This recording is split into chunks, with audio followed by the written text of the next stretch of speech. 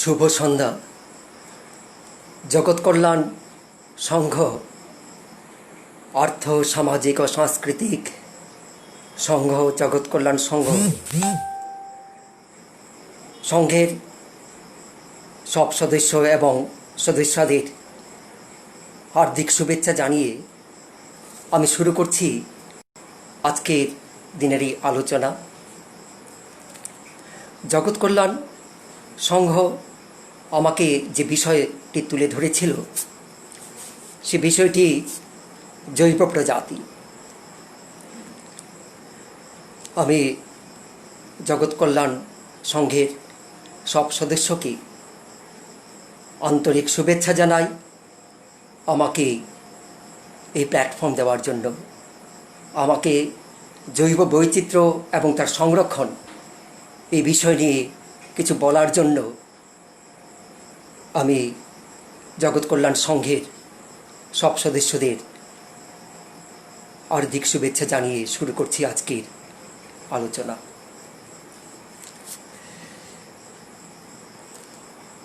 আজ এই মুহূর্তে আমরা এক মহামারীর কবলে, কোভিড-19 মহামারী গোটা বিশ্বকে গ্রাস করে ফেলেছে। হয়তো প্রকৃতি তার প্রতিশোধ নিচ্ছে। প্রতিনিয়ত প্রতি মুহূর্ত আমরা অহরহ প্রাকৃতিক সম্পদ লুণ্ঠন করে, বন উজাড় করে, প্রাকৃতিক সম্পদ ধ্বংস করে আমরা যে উন্নয়নের পথে চলেছি, আজ প্রকৃতি হয়তো আমাদের উপর এক বিরূপ প্রতিক্রিয়ার নিয়েছে। কোভিড-19 হয়তো তারই ফলস্বরূপ। আমাকে যে বিষয় নিয়ে আজকে আলোচনা করতে দেওয়া হয়েছিল, জৈব বৈচিত্র্য, আমি আসি 5 জুন থেকে।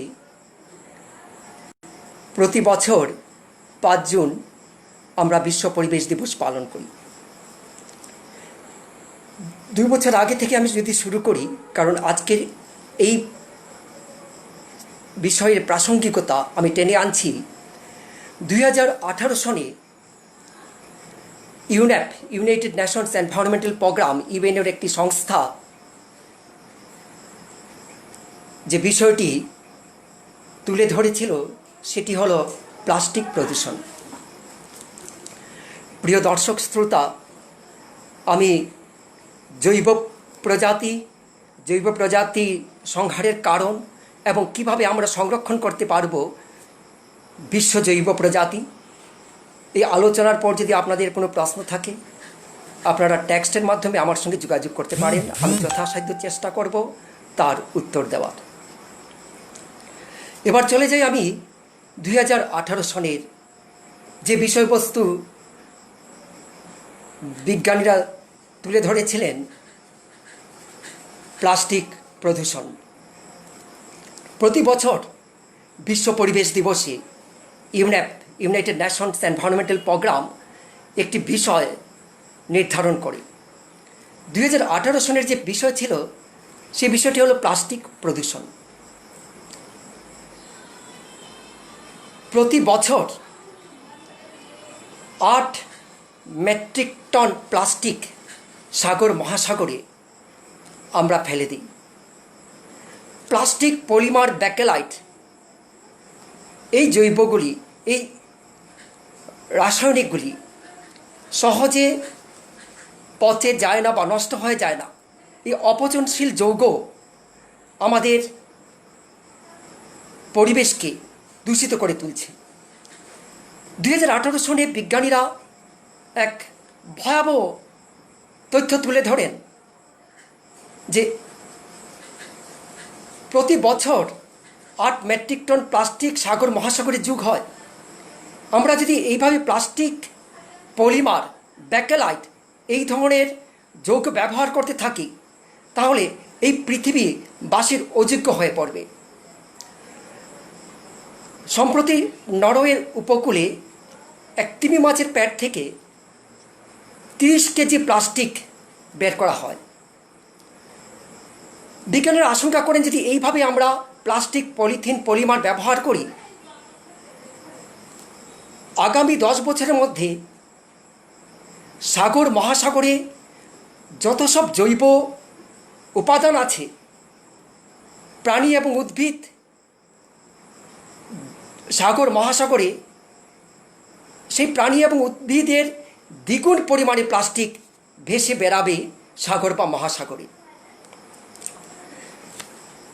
এবার আসা যাক 2019 সনে।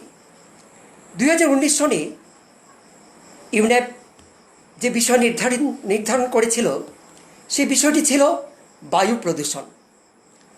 বায়ু প্রদূষণ বা এয়ার পলিউশনের জন্য গোটা বিশ্বের বায়ুমণ্ডলকে আমরা দূষিত করে তুলছি। কলকারখানা থেকে নির্গমন sulphur dioxide, nitrogen oxide, polynuclear aromatic hydrocarbon, এগুলো আমাদের বায়ুমণ্ডলকে ক্রমান্বয়ে দূষিত করে তুলছে। এবং শিল্প উন্নয়ন, জনস্ফীতি, বনকে উজাড় করা, এগুলি প্রধানত বায়ু দূষণের জন্য দায়ী।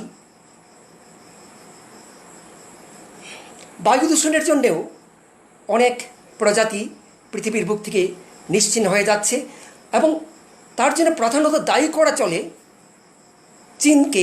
চীন সবচেয়ে বেশি বায়ু দূষণের জন্য দায়ী। পৃথিবীতে সবচেয়ে বেশি কার্বন ডাইঅক্সাইড নির্গমন করে থাকে চীন। আর কার্বন ডাইঅক্সাইড নির্গমনের ফলে এই ফল আমরা ভুগছি। গোটা বিশ্ব উষ্ণায়নের জন্য ত্রস্ত হয়ে গেছে। গ্লোবাল ওয়ার্মিংয়ের জন্য প্রধানত দায়ী করা চলে চীনকে। যে পরিমাণ কার্বন ডাইঅক্সাইড চীন প্রতি বছর নির্গমন করছে, জলবায়ু পরিবর্তন এবং সাগর মহাসাগরের জলস্তর বেড়ে যাওয়া গ্লোবাল ওয়ার্মিংয়ের জন্য, এবং অনেক প্রজাতি এই উষ্ণতা সহ্য করতে না পারায় নিশ্চিহ্ন হয়ে যাচ্ছে।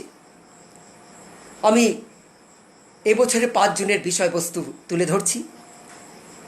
এবছরে 5 জুন 2020 সনে বিশ্ব পরিবেশ দিবসের যে বিষয়বস্তু ছিল, যে বিষয়বস্তু নিয়ে আমি আজকে আলোকপাত করছি, আজকে আলোচনা করতে যাচ্ছি, জৈব প্রজাতি বা বায়োডাইভার্সিটি।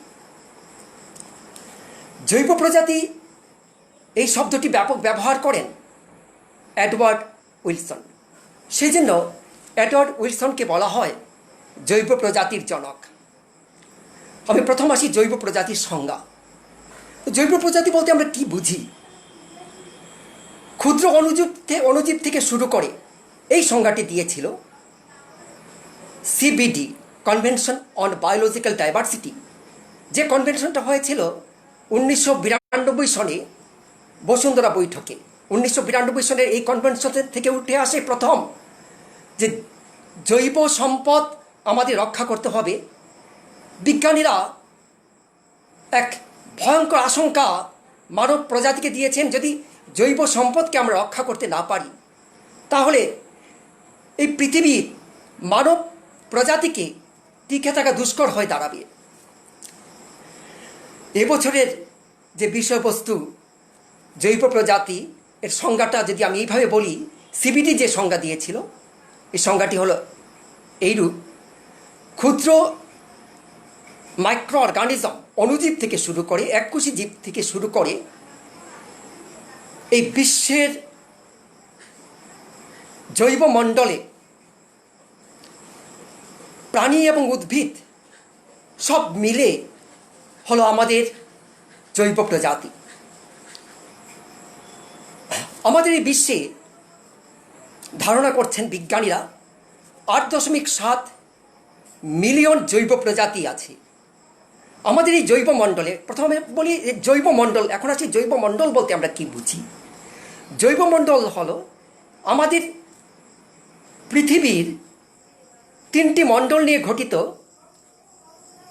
বায়ুমণ্ডল, অ্যাটমসফিয়ার, হাইড্রোস্ফিয়ার জলমণ্ডল এবং লিথোস্ফিয়ার মানে ভূমণ্ডল।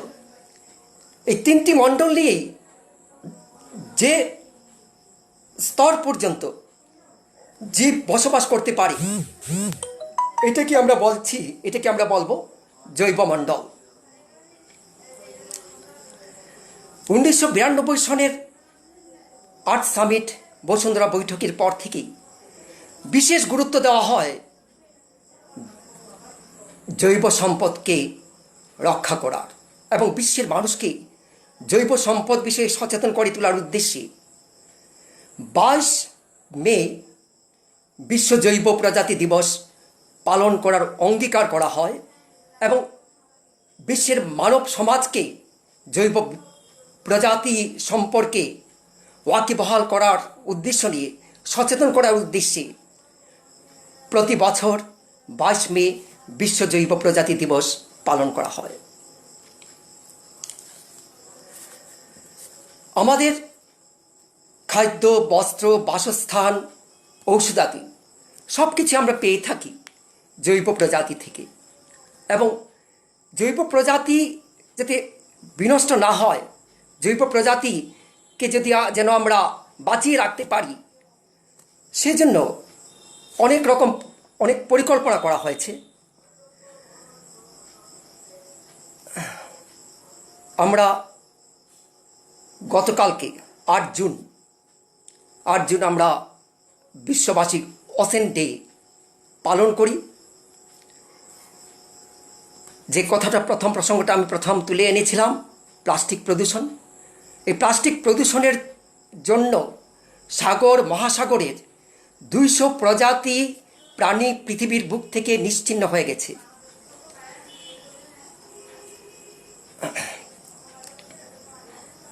আমাদের বন উজাড় করে দেওয়া, বনজ সম্পদ ধ্বংস করা, প্রাকৃতিক সম্পদকে ধ্বংস করে দেওয়া, শিল্প উন্নয়ন, জনস্ফীতি এবং ক্রমবর্ধমান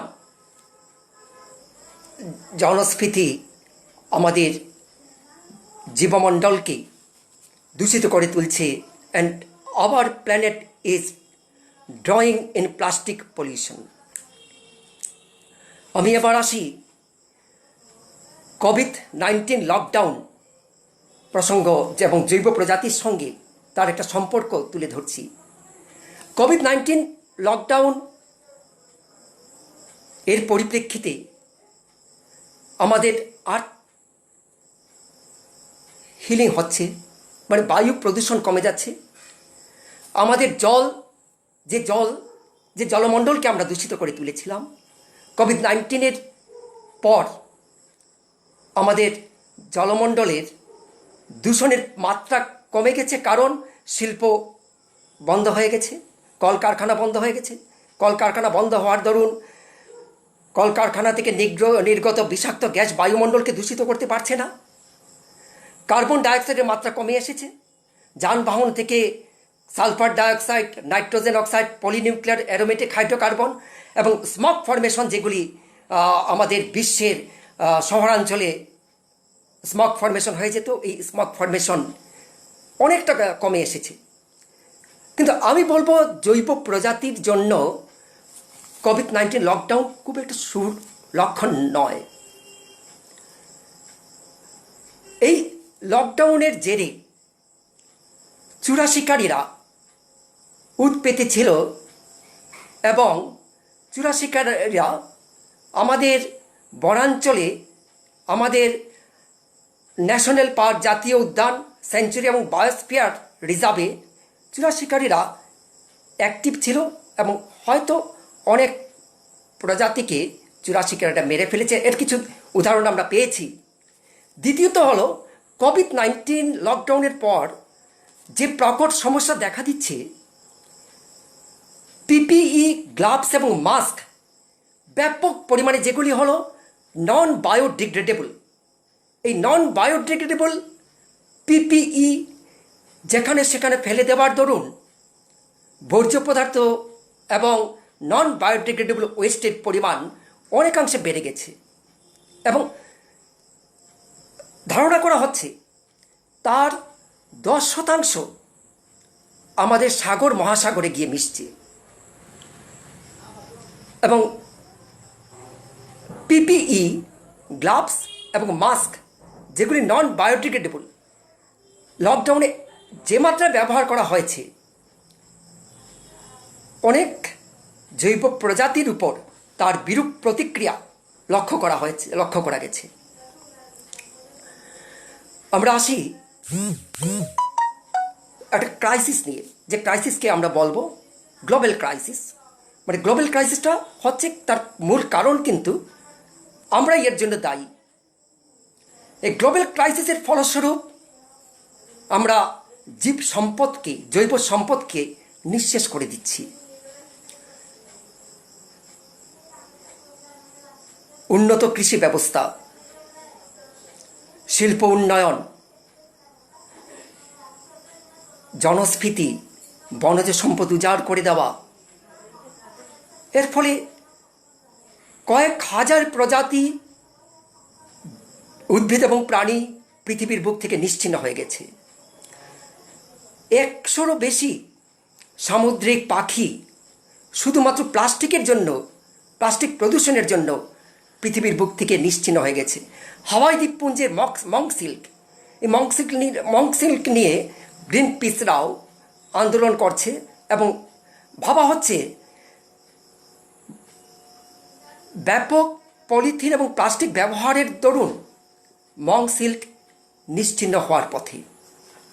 কারণ যে কোনো একটা জীব যদি নিশ্চিহ্ন হয়ে যায়, তখন আমাদের পারিস্থিতিক তন্ত্রের মধ্যে একটা ইমব্যালেন্স শুরু হয়। It is called ecological imbalance and ecological crisis. আমি এই ইকোলজিক্যাল ক্রাইসিস আসছি প্রতিটি মণ্ডলে, বায়ুমণ্ডলে যে জীবগুলি বাস করে, আর্বোরিয়াল সি অসেন্সে যে জীব বা উদ্ভিদ বা সামুদ্রিক প্রাণী এবং উদ্ভিদ, এবং আমাদের গোটা বায়োস্ফিয়ারে, গোটা জীবমণ্ডলে যে উদ্ভিদ এবং জীব বাস করে, তার মধ্যে একটা ক্রাইসিস এই ক্রাইসিসের জন্য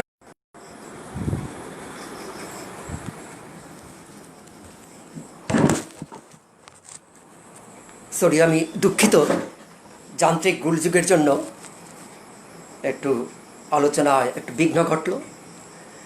আমি এখন যাব যেখানে ক্রাইসিস নিয়ে আমি বলছি। এই ক্রাইসিসের জন্য পলিথিন, প্লাস্টিক এবং পলিমারের জন্য সাগর মহাসাগরের মধ্যে যে ক্রাইসিস, এই ক্রাইসিসকে আমরা বলবো ওশেন ক্রাইসিস। এই ওশেন ক্রাইসিসকে আমাদের বিজ্ঞানীরা বলছেন, যদি এই ওশেন ক্রাইসিস চলতে থাকে, আগামী 20 থেকে 25 বছরের মধ্যে কয়েক হাজার সি বার্ডস এবং সামুদ্রিক জৈব প্রজাতি পৃথিবীর বুক থেকে নিশ্চিহ্ন হয়ে যাবে।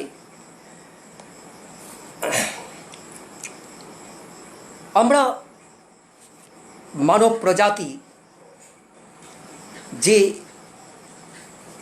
উন্নত কৃষি ব্যবস্থা ব্যবহার করেছি, যে বিজ্ঞানকে আমরা ব্যবহার করে আমরা উন্নয়ন করছি,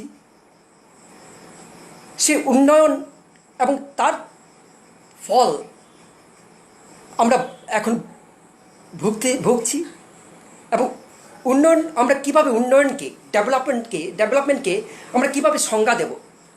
এটা সেই ডেভেলপমেন্ট না যে উন্নয়ন প্রাকৃতিক সম্পদকে নষ্ট করে দেবে, যে উন্নয়ন বনভূমিকে উজাড় করে দেবে, যে উন্নয়ন জৈব প্রজাতিকে ধ্বংস করে দেবে। এই আমরা উন্নয়নের সংজ্ঞা ফেলব না। তো গতকালকে অর্থাৎ 8 জুন ওশেন ডে ছিল।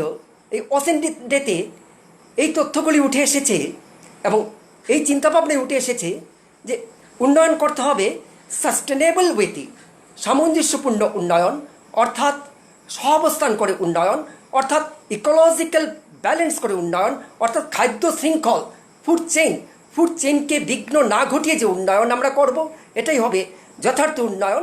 এই উন্নয়নকে আমরা বলবো সাস্টেনেবল ডেভেলপমেন্ট।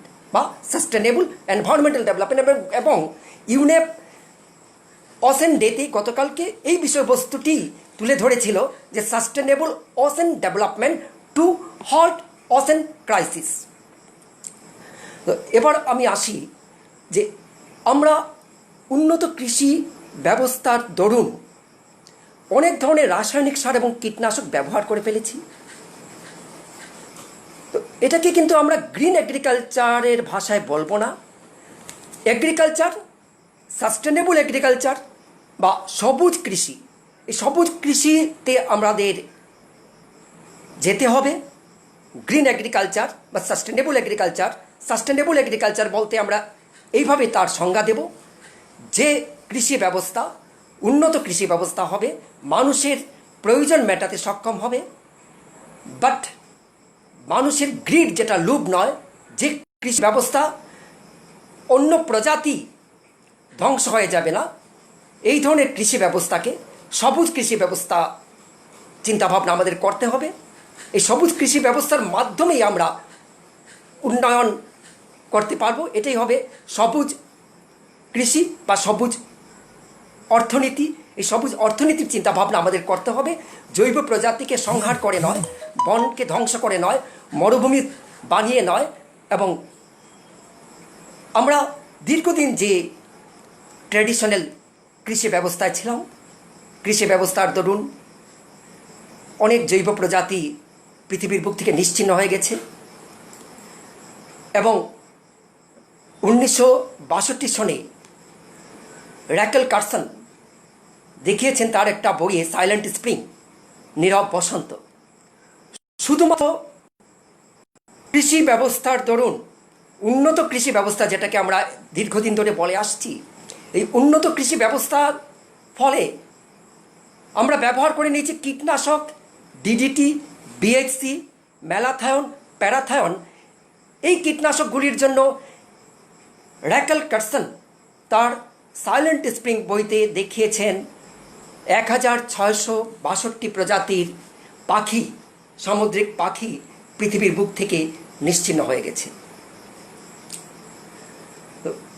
এই কৃষি ব্যবস্থাকে আমরা উন্নত কৃষি ব্যবস্থা বলবো না, যে কৃষি ব্যবস্থা প্রাকৃতিক সম্পদকে নষ্ট করে দেয় এবং আমাদের জল মণ্ডল, বায়ুমণ্ডলকে দূষিত করে দেয়।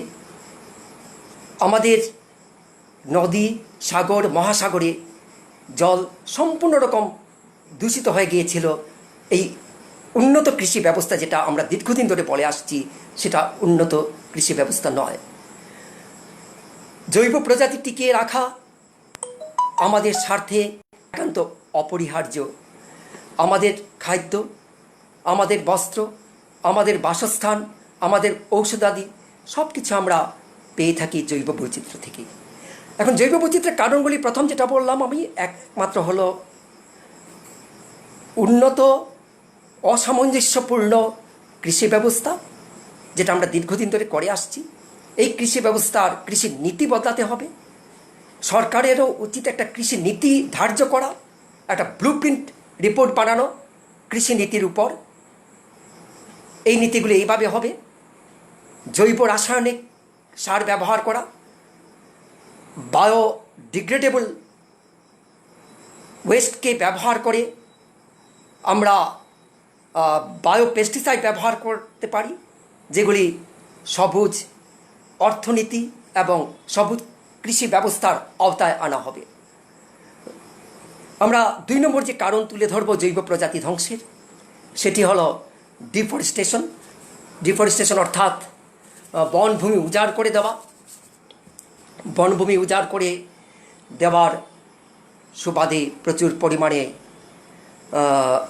জৈব প্রজাতি তার যে হ্যাবিটেট, যেটাকে বলবো হ্যাবিটেট লস, তার বাসস্থান থেকে ওদেরকে আমরা উৎখাত করে দিয়েছি।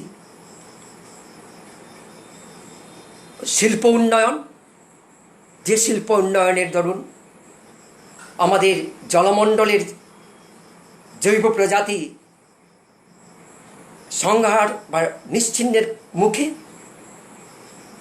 এই শিল্প উন্নয়ন যার জন্য গঙ্গা দূষিত হয়ে পড়েছিল। গ্যাপ গঙ্গা অ্যাকশন প্ল্যান করে গঙ্গার জল পরিষ্কার করার পরিকল্পনা নেওয়া হয়েছিল। 250 কোটি টাকার প্রজেক্ট ছিল, প্রকল্প ছিল। রাজীব গান্ধী সেই প্রকল্পটি উদ্বোধন করেন। তো কলকারখানার দূষিত জল নির্গমনের পরিপ্রেক্ষিতে আমাদের নদী এবং সাগর মহাসাগরের জল দূষিত হয়ে পড়ে। এবং তৃতীয় কারণ হলো চোরা শিকারীরা ওত পেতে থাকে এবং বন্য প্রাণী নিধন করে। বিশেষত আমরা সম্প্রতি আফ্রিকায় দেখেছি, অতি সম্প্রতি 100টির বেশি গন্ডার হত্যা করা হয়েছে এই লকডাউন পিরিয়ডে। গত বছর দক্ষিণ আফ্রিকায় প্রায় 1200-র বেশি গন্ডার মাত্র 6 মাসে চোরা শিকারীরা নিধন করে। গন্ডারের শিং বিক্রি করে প্রতি বছর $2000 কোটি ব্যবসা লিপ্ত হয় এই চোরা শিকারীরা। আমাদের কাজিরাঙ্গাও অনুরূপভাবে প্রায়ই শোনা যায় গন্ডার হত্যা করা হয় বা গন্ডারের শিং কেটে নেওয়া হয়। এই ধরনের চোরা শিকারী বন্ধ করতে হবে। তো লকডাউনের জেরে এই চোরা শিকারীদের উৎপাত কিন্তু বেড়ে গেছে, কারণ ট্যুরিজম বন্ধ হয়ে যাওয়ায় চোরা শিকারীরা দে হ্যাভ বিকাম অ্যাক্টিভ দেয়ার।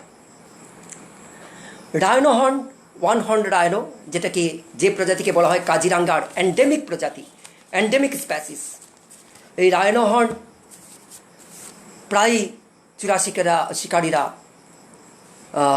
কাজিরাঙ্গা বনাঞ্চল থেকে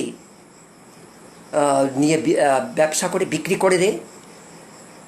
আমি আসি এবার যে আমাদের কেরালার সম্প্রতি ঘটে যাওয়া ম্যান অ্যানিম্যাল কনফ্লিক্ট, মানুষ এবং বন্য প্রাণীর সংঘাত। মানুষ এবং বন্য প্রাণীর সংঘাত, এর ফলে বন্য প্রাণীকে আমরা এর জন্য দায়ী আমরাই। কারণ বন আমরা নিঃশেষ করে দিচ্ছি। বন্য প্রজাতি যাদের বাসস্থান বনভূমি, এই বাসস্থান থেকে ওদেরকে সরিয়ে আমরা বাসভূমি গড়ে তুলছি। সম্প্রতি ঘটে যাওয়া একটা দুঃখজনক ঘটনা, যেটাকে বলবো কেরালাতে এক অন্তঃসত্ত্বা হাতি, আনারসের মধ্যে পটকা দিয়ে অন্তঃসত্ত্বা হাতিকে নিধন করা হয়। এবং কেরালাতে প্রায় এই ধরনের হস্তি নিধন ঘটনা ঘটে থাকে। গত কয়েক বছর পূর্বে 2টি জ্যান্ত হাতিকে পুড়িয়ে মারা হয় কেরালা সাইলেন্ট ভ্যালি পার্কের কাছেই।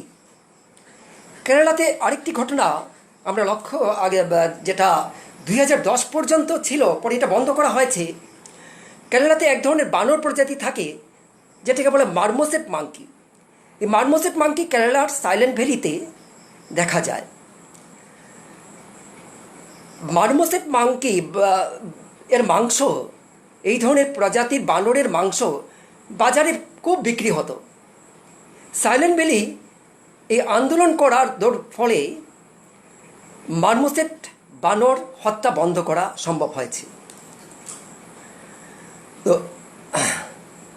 আমরা এইভাবে আমাদের জৈব প্রজাতিকে নিশ্চিহ্ন করে দিচ্ছি এবং আদিবাসী যাদের জীবিকা বনভূমির উপর যারা নির্ভরশীল, বন জঙ্গল এবং জৈব প্রজাতি রক্ষা করার দায়িত্ব কিন্তু আদিবাসীদের উপর বর্তায়। আমরা এই ধরনের আন্দোলনও দেখেছি আমাদের দেশে। বনভূমি রক্ষার্থে আমাদের মহিলারা এগিয়ে এসেছিলেন। উইমেন অ্যান্ড এনভায়রনমেন্টের সাবজেক্ট আমরা বলতে পারি। এই বিষয়ের উপর আমি যদি পরবর্তী আলোচনা সম্ভব হয়, এর দীর্ঘ আলোচনা করা যাবে। আমি অল্প প্রসঙ্গ তুলে ধরছি। আমাদের মহিলারা এগিয়ে এসেছিলেন। ভারতের সর্ববৃহৎ পরিবেশ আন্দোলন বলা যায় চিপকো মুভমেন্ট। গাড়োয়াল অঞ্চলে উইলো ব্যাট সংগ্রহ করত এক ধরনের মহলদার। সুন্দরলাল বহুগুণার প্রচেষ্টায় গাড়োয়াল অঞ্চলে বনকে ধ্বংসের হাত থেকে রক্ষা করা সম্ভব হয়েছে এবং ওই অঞ্চলের আদিবাসী যাদের জীবিকা ওই বনভূমির উপর, সুন্দরলাল বহুগুণা প্ররোচনা ওরা আন্দোলনে নেমে আসে। চিপকো শব্দের অর্থ গাছকে আঁকড়ে ধরা। গাছকে আঁকড়ে ধরে ওরা গাছ কাটা থেকে কন্ট্রাক্টর এবং মহলদারকে যাতে গাছ ওরা না কাটতে পারে তার ব্যবস্থা করেছে। তো এবার আসি আমাদের এই সকল কারণেই, এই হলো মুখ্য কারণ যে আমরা বনভূমি উজাড় করে দিচ্ছি এবং আমাদের দেশে আমি যদি দেখি বনাঞ্চলের পরিমাণ, মাত্র 25% বনাঞ্চল আমাদের দেশে বর্তমান বিদ্যমান, যেটা কিন্তু জৈব প্রজাতির জন্য সুলক্ষণ বলা যায় না। কোনো একটি দেশে, সে যে কোনো দেশই হোক, 33% বনাঞ্চল থাকা বাঞ্ছনীয় এবং আমাদের দেশে বর্তমান 25% এবং জনপ্রতি 0.1 হেক্টর বনাঞ্চল আমাদের দেশে, এবং আমাদের দেশে বনাঞ্চলের জন্য 10ম স্থান করে নিয়েছে। গত 5 বছর আগে ছিল 8ম স্থানে। বর্তমানে ভারতের বনাঞ্চলের যে অবস্থান, 10তম অবস্থানে আমরা এসে দাঁড়িয়েছি। আমরা গাছ লাগাচ্ছি, পরিবেশ সংরক্ষণ করছি ঠিকই, কিন্তু যে পরিমাণ বৃক্ষ নিধন করছি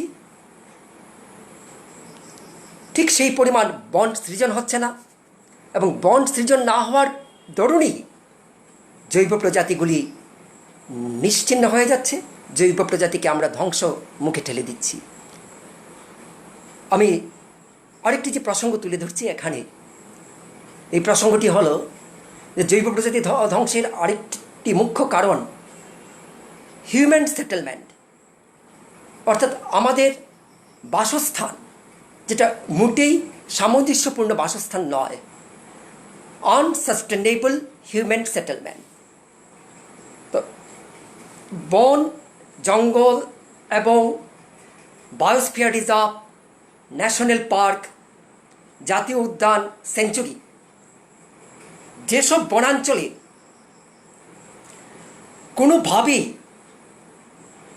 হিউম্যান ইন্টারফারেন্স বা বসতি স্থাপন বা কোনো মাইনিং বা কলকারখানা করতে দেওয়া উচিত নয়, ওইসব বনাঞ্চলে বা পাহাড় বা বনভূমিতে কোনো ধরনের মাইনিং বা কোনো ধরনের উন্নয়ন কাজ করতে দেওয়া উচিত নয়। সম্প্রতি বরাক উপত্যকায় ঘটে যাওয়া এক ঘটনা, খুব দুঃখজনক ঘটনা, এবং এর জন্য আমি বলবো আমরাই মানব প্রজাতি তার জন্য দায়ী। প্রকৃতি, মানব প্রজাতির অহরহ প্রকৃতিকে লুণ্ঠন করা সহ্য করতে পারেনি। 20 জনের বেশি মানুষ মারা পড়ে, খুবই দুঃখজনক ঘটনা। আমাদের অনেক পাহাড় পর্বত নষ্ট হয়ে যাচ্ছে, ভূমিধস ঘটছে। আর এই ভূমিধসের কারণ আমরা এরকম কারণ বলতে পারি deforestation, it is the root cause.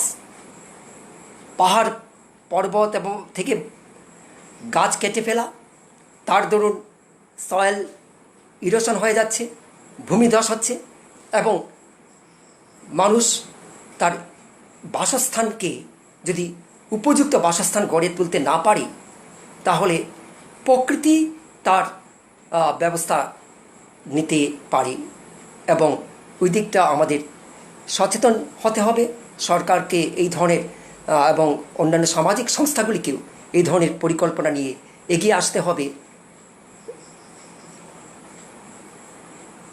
Biodiversity বা জৈব প্রজাতি বা বন সৃজন করা, হিউম্যান সেটেলমেন্ট সাস্টেনেবল ওয়েতে করা এবং ক্রপ ফিল্ড যাতে নষ্ট না করা, চাষের জমি বন সৃজন করে যাওয়া এবং চাষের জমি সাস্টেনেবল ওয়েতে চাষের জমিকে ব্যবহার করা, সবুজ অর্থনীতি এবং সবুজ কৃষিনীতির দিকে আমাদের এগিয়ে যেতে হবে।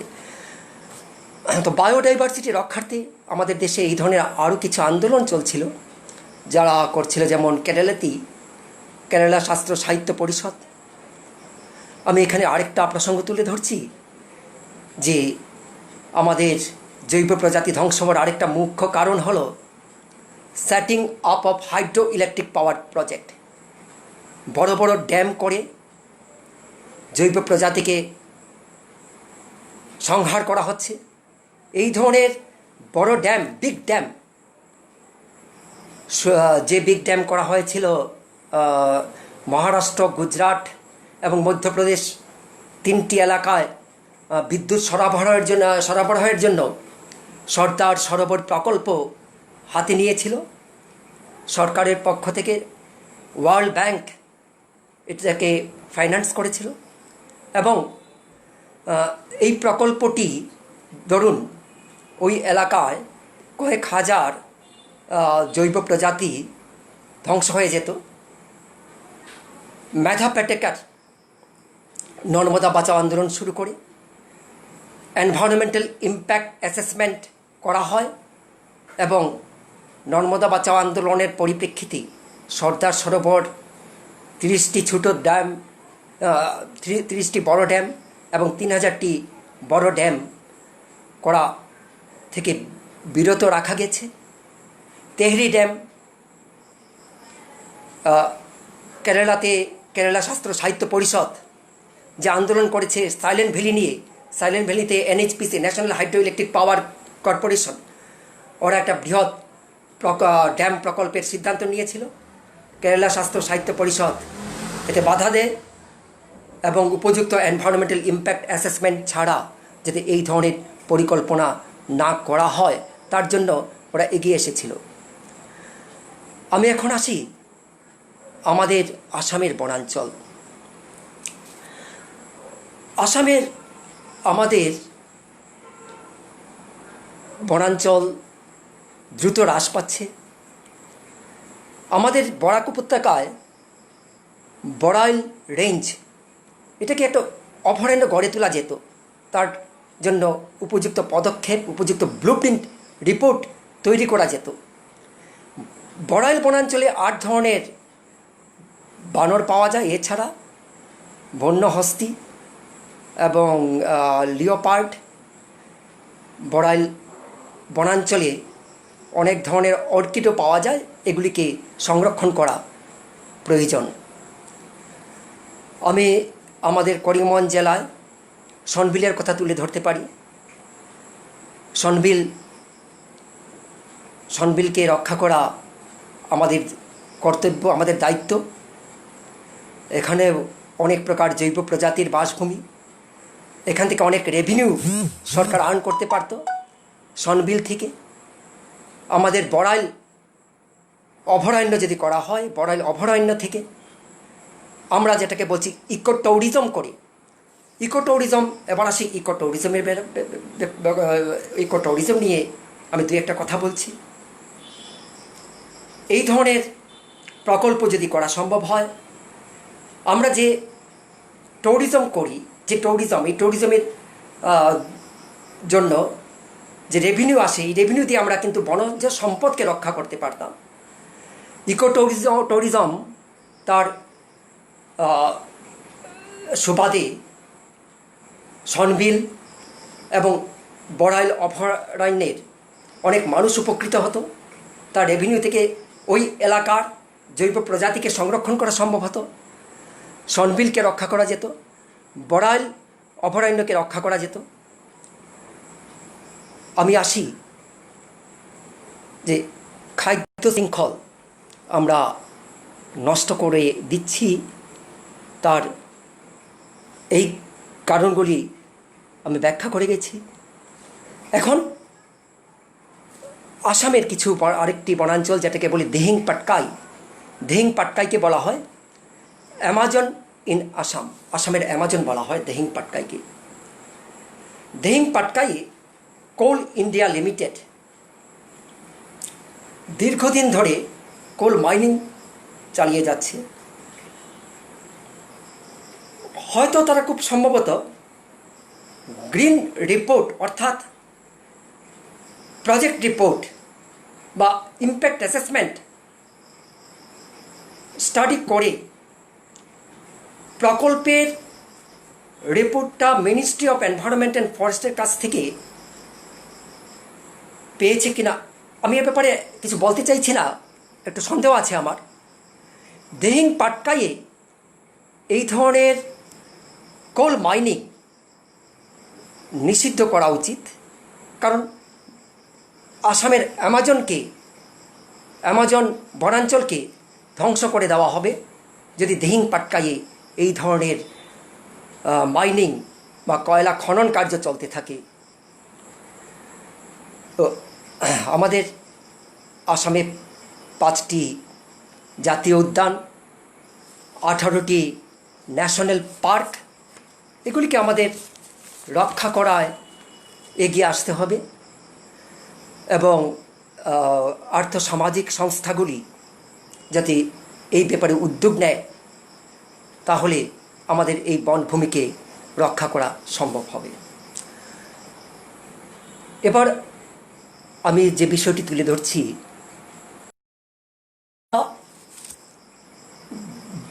আমাদের দেশের কথা বলছি, আমাদের দেশের বনাঞ্চলকে কিভাবে আমরা ম্যানেজ করছি, কিভাবে আমরা সংরক্ষণ করতে পারবো, এর জন্য কিছু আইন প্রণয়ন করা হয়েছে 1972 সনে forest and wild life conservation act. এই আইনের আওতায় এই ধরনের প্রকল্প বা চূড়া শিকারীদের অবাধ প্রবেশ নিষিদ্ধ ঘোষণা করা হয়েছিল এবং তৎসঙ্গে জৈব প্রজাতি রক্ষার্থে for the management of biodiversity 2 প্রকার ম্যানেজমেন্ট করা হয়। একটাকে বলবো এক্স সিটু ম্যানেজমেন্ট এবং ইন সিটু ম্যানেজমেন্ট। এক্স সিটু ম্যানেজমেন্টকে আমরা এইভাবে বলতে পারি, যে প্রাণী এবং উদ্ভিদের প্রকৃতির কূলে তার যে বাসস্থান, প্রকৃতির কূল থেকে তাকে সরিয়ে এনে আমরা সেপারেট যদি কোনো তাকে বাসস্থান তৈরি করি, যেমন জু,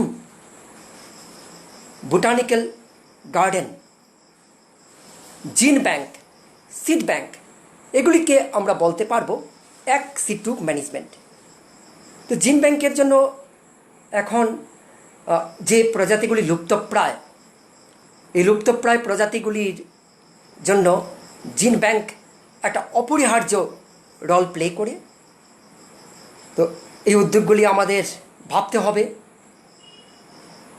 আমরা অচিরেই দেখছি আমাদের এখান থেকেও একটা প্রজাতি, যেমন শকুন প্রজাতি, আমরা ছোটোবেলায় দেখতাম শো শকুন ঘুরে বেড়াতো, যেখানে পচা গলা কোনো জীবদেহ পড়ে থাকতো, শো শকুন এসে বসতো। আমার বাড়ির পাশেই ছিল একটা কলেজের মাঠ, আমরা দেখতাম ছোটোবেলায়। ঠিক এই মুহূর্তে আজকের দিনে গত 5 বছরের মধ্যে আমি শকুন চোখে দেখিনি। ঈগল আমরা ছোটোবেলায় দেখেছি, অনেক ঈগল আকাশে ঘুরে বেড়াতো, ঈগল দেখা যায় না। চড়ুই পাখি, আমাদের বাড়ির মধ্যেও ছিল চড়ুই পাখি, বাসা বানাতো। ওই জৈব প্রজাতিগুলিকে কিন্তু আমরা তিলে তিলে নষ্ট করে দিচ্ছি, ওরা হারিয়ে যাচ্ছে।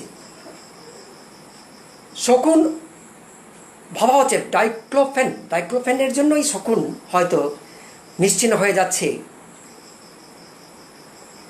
শকুন প্রজাতি বিজ্ঞানীরা যে আশঙ্কা করছেন আগামী 20 বছরের মধ্যেই পৃথিবীর বুক থেকে নিশ্চিহ্ন হয়ে যাবে, এটা ভাবা হচ্ছে।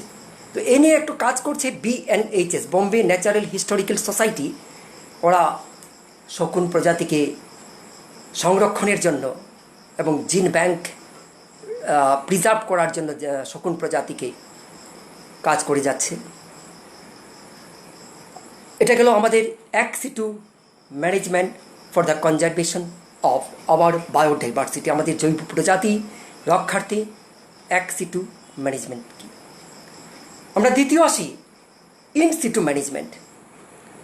in-situ ম্যানেজমেন্ট কিন্তু আমাদের দেশে, শুধু আমাদের দেশে না, আমার মনে হয় গোটা বিশ্বে প্রপার ওয়েতে এই ম্যানেজমেন্টগুলি করা যাচ্ছে না। তো এই ম্যানেজমেন্টগুলি করতে হলে আমি আগেই প্রসঙ্গগুলি বলেছিলাম যে ধিং পাটকাইয়ে যেভাবে কোল মাইনিং চলছে, প্রায় আমরা শুনি ম্যান এলিফ্যান্ট কনফ্লিক্ট, এগুলি বন্ধ করা, হিউম্যান সেটেলমেন্ট এর সাস্টেনেবল সেটেলমেন্টের ব্যবস্থা করা, এগুলি না করতে পারলে আমরা প্রপার ইন-সিটু ম্যানেজমেন্ট করতে পারবো না। ইন-সিটু ম্যানেজমেন্টকে আমরা এইভাবে বলতে পারি, তার 3টা অংশ। আমি ন্যাশনাল পার্ক, আমি বলেছিলাম আমাদের আসামে 5টি জাতীয় উদ্যান আছে, বায়োস্ফিয়ার রিজার্ভ এবং সেঞ্চুরি, 18টি ওয়াইল্ড লাইফ সেঞ্চুরি আছে আমাদের আসামে। তো we have to manage this sanctuary and national park so that sorry একটু ডিস্টার্ব হয়ে যাচ্ছে, আমি দুঃখিত। আমি যে প্রসঙ্গ তুলে ধরেছিলাম যে ম্যানেজমেন্ট, সংরক্ষণের জন্য যে ম্যানেজমেন্ট আমরা করতে হবে, ex-situ ম্যানেজমেন্ট এবং in-situ management. Environmental impact assessment ছাড়া ম্যানেজমেন্টের পার্টি আসি আমি। ex-situ in-situ ম্যানেজমেন্ট বা সংরক্ষণের নীতি প্রয়োগ করা ছাড়াও আমরা গ্রিন প্রজেক্ট বা গ্রিন ইন্ডাস্ট্রিগুলি স্থাপন করতে হবে এবং গ্রিন ইন্ডাস্ট্রিগুলি, সবুজ শিল্পগুলি এইভাবেই হবে যে শিল্পগুলি আমাদের জৈব সম্পদকে ধ্বংস করবে না, জৈব সম্পদকে নষ্ট করে দেবে না।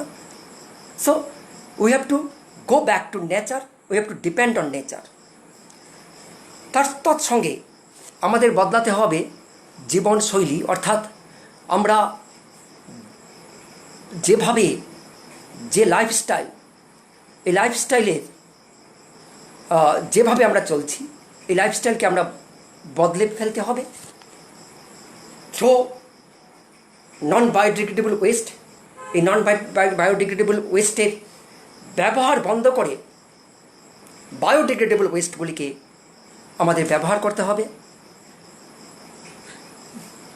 ফ্রেন্ডলি অ্যাপ্রোচ রাখতে হবে, এনভায়রনমেন্ট ফ্রেন্ডলি, পরিবেশ বান্ধব প্রযুক্তি আনতে হবে এবং বায়োস্ফিয়ার রিজার্ভ, ন্যাশনাল পার্ক, জাতীয় উদ্যান এবং সেঞ্চুরিতে কোনো ধরনের প্রকল্প, ড্যাম এবং শিল্প যাতে গড়ে তোলা না হয়। আদিবাসীরা যারা ওই বনের উপরে নির্ভরশীল, ওদেরও দায়িত্ব রয়েছে বনকে এবং বনভূমিকে সংরক্ষণ করা।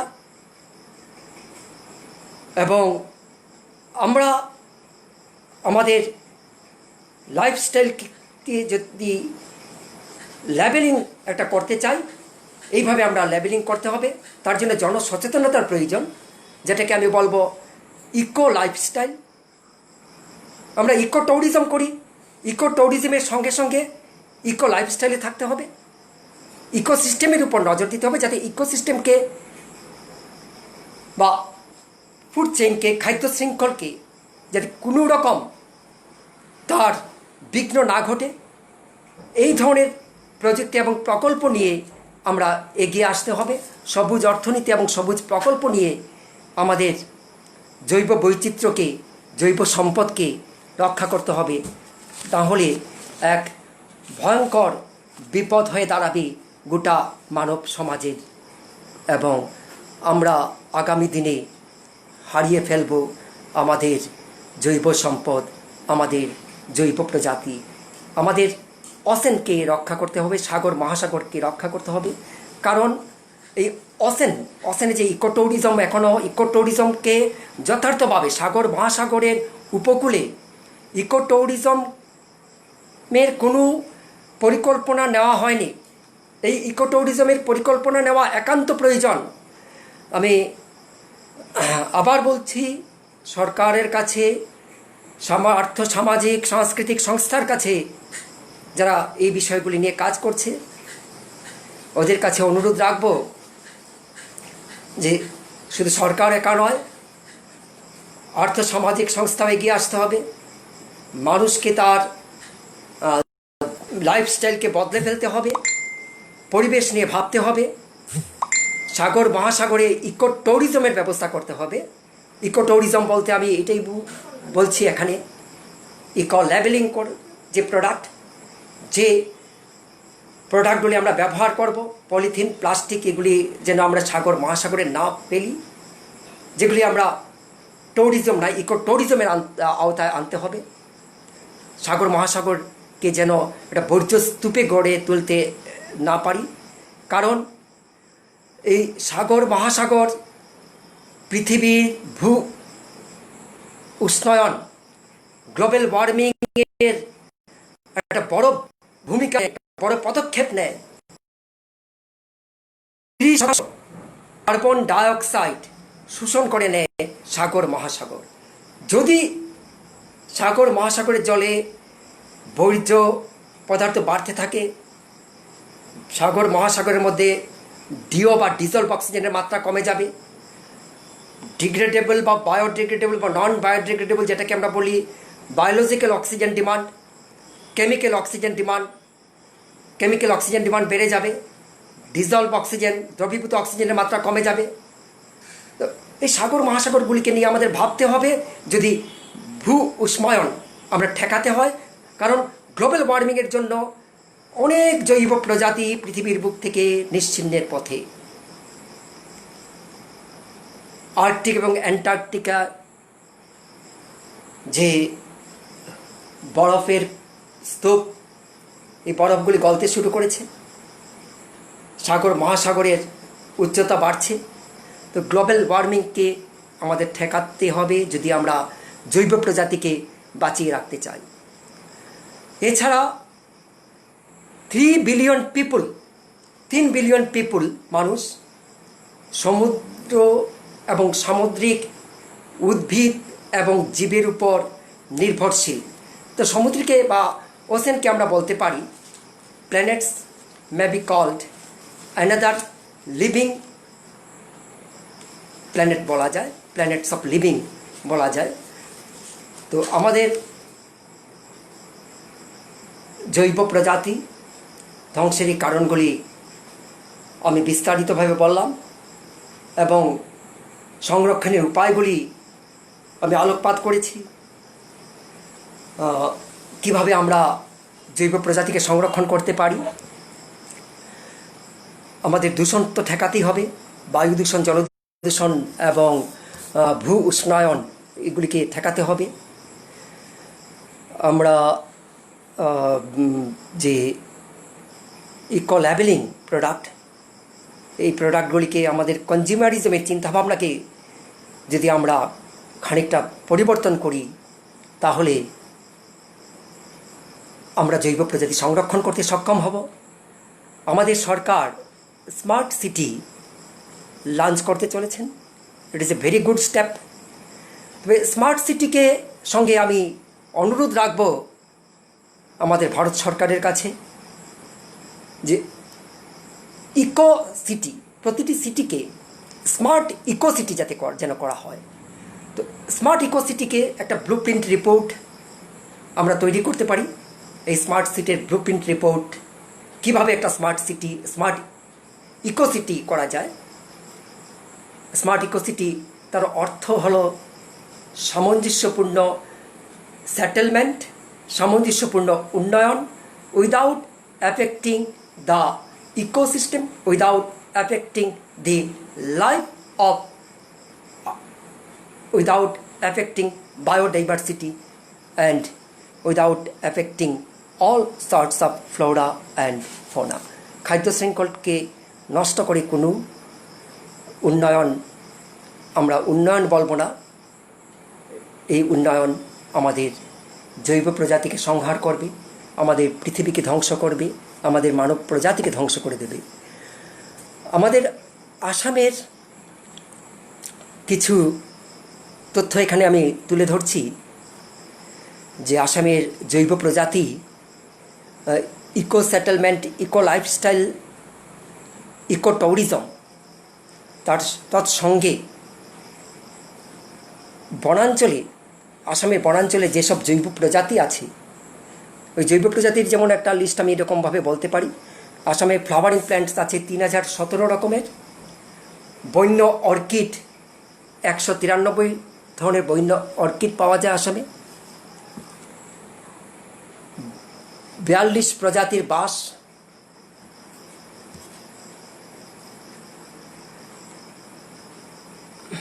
164 প্রজাতির ম্যামেল, অ্যাম্ফিবিয়ান্স, বাটারফ্লাই, র্যাপটাইলস 116 রকমের আমাদের এই আসামে পাওয়া যায়।